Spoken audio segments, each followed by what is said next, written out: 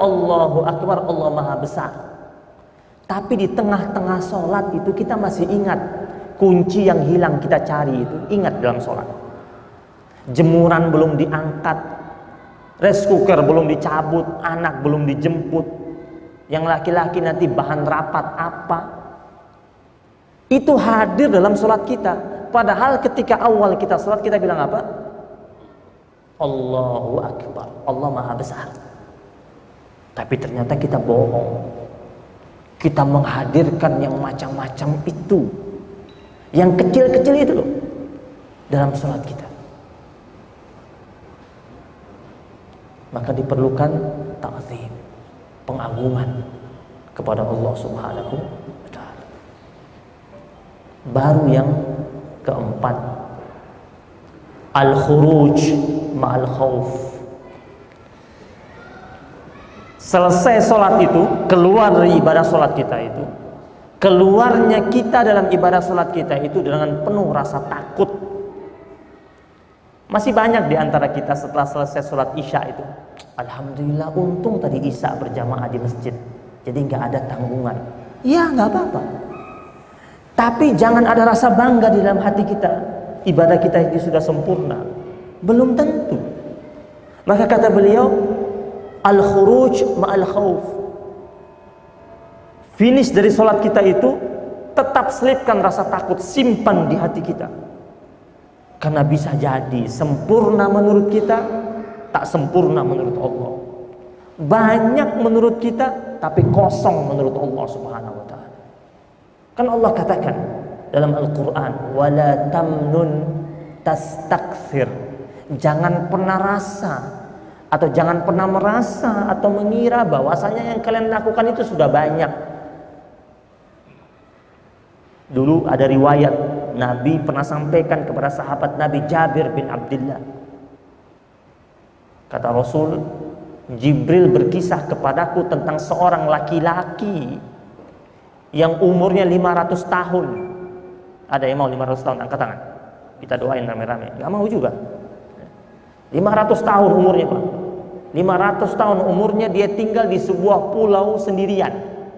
Allah kasih dia sumber air tawar, dia makan buah delima. Jadi cuma makan buah delima dan minum air sumber air tawar. Orangnya saleh, penuh dengan ibadah. 500 tahun dia hidup. Lalu dia minta sama Allah, ya Allah, wafatkanlah aku dalam keadaan sujud dan bangkitkan aku nanti di yaumil akhir dalam keadaan sujud. Allah penuhi keinginannya. Dia dimatikan dalam keadaan sujud. Dan kata Jibril, nanti di yaumil akhir dia akan dibangkitkan dalam keadaan sujud.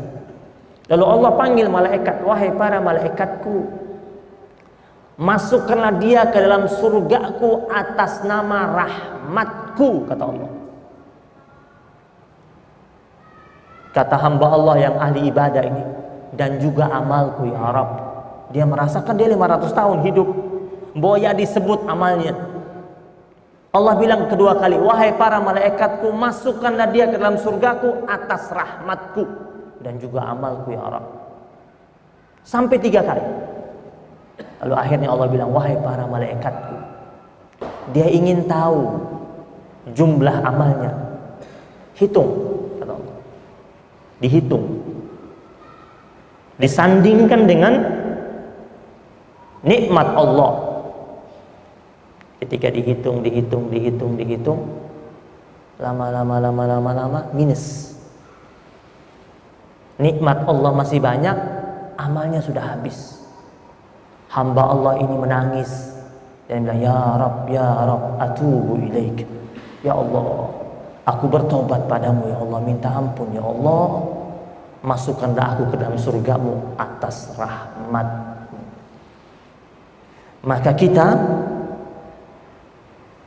insya Allah kita semua ini rapi sholatnya. Tapi jangan bangga dengan sholat kita itu. Setiap kali selesai prosesi sholat itu, al-khuruj ma'al khauf. Keluar dari masjid ini dalam keadaan rasa takut. Takut kalau yang kita lakukan ini tak bernilai di hadapan Allah. Tapi ada rasa rojaknya, ada rasa harapnya agar Allah menurunkan maghfirahnya dan rahmatnya dalam amaliyah ibadah kita.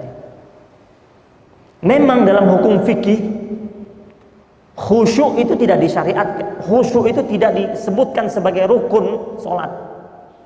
Jadi orang tidak khusyuk tetap sah sholatnya, hukum fikih. Tapi kalau dalam ilmu tasawuf mereka masukin. Makanya ulama-ulama tasawuf itu rukun sholat itu mereka masukin, khusyuk mereka masukin. Alasan mereka apa?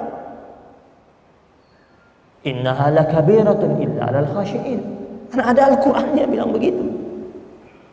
Perkara besar, hanya mampu dilakukan oleh orang-orang yang khusyuk.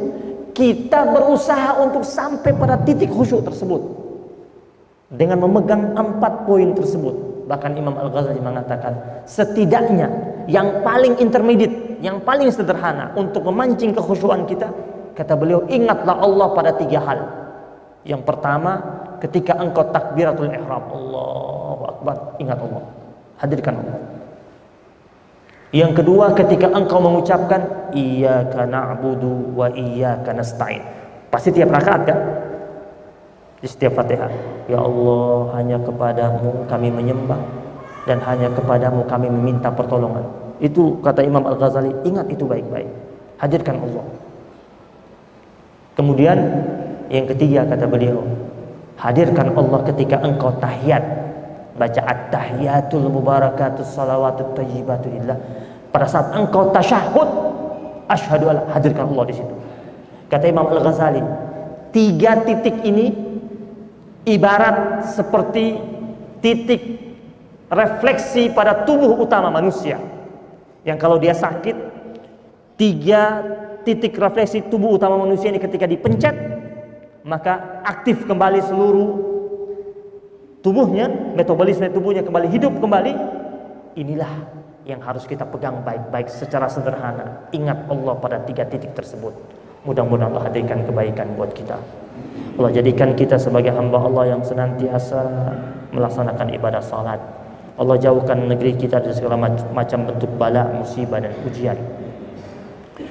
Mudah-mudahan masjid ini juga termasuk masjid yang senantiasa membaca kunut.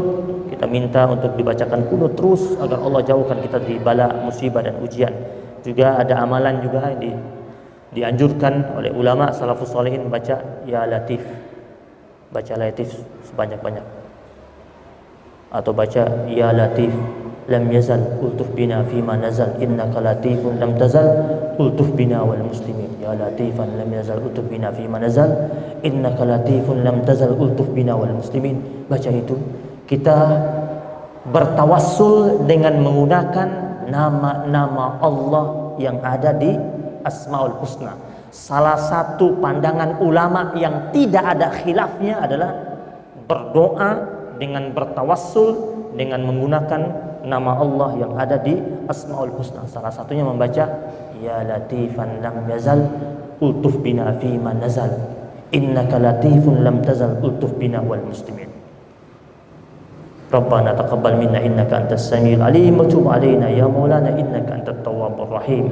Wa sallallahu ala sayyidina Muhammadin nabiyil ummi wa ala alihi wa sahbihi wa baraka wa sallam. Alhamdulillahi rabbil alamin.